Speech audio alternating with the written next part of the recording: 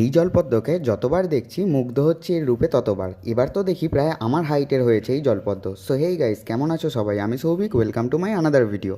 প্রতিটা standing leaf যেমন লম্বা হয়েছে, তার সাথে পাল্লা দিয়ে লম্বা হয়েছে 20টা। নিজে একা ফুটতে পারবে কিনা দেখার জন্যই রেখে দিয়েছিলাম। অবশেষে দেখলাম বেশ বড় দৈত্যাকার সাইজের হয়েছে 20টা। ফুটতে পারছে না তাই একা, তাই অবশেষে আজ একে পুনরায় ফুটিয়ে দিলাম। আর প্রতিদিন নিজের বাড়িতে এরকম পদ্ম ফুল নিজের হাতেই ফোটাতে বেশ এনজয় করছি বিষয়টা। আর হ্যাঁ, এটা সেই প্রজাতির জলপদ্ম আইডি D9। সম্পূর্ণ ফোটার পর দেখছি সুন্দর গন্ধও আছে।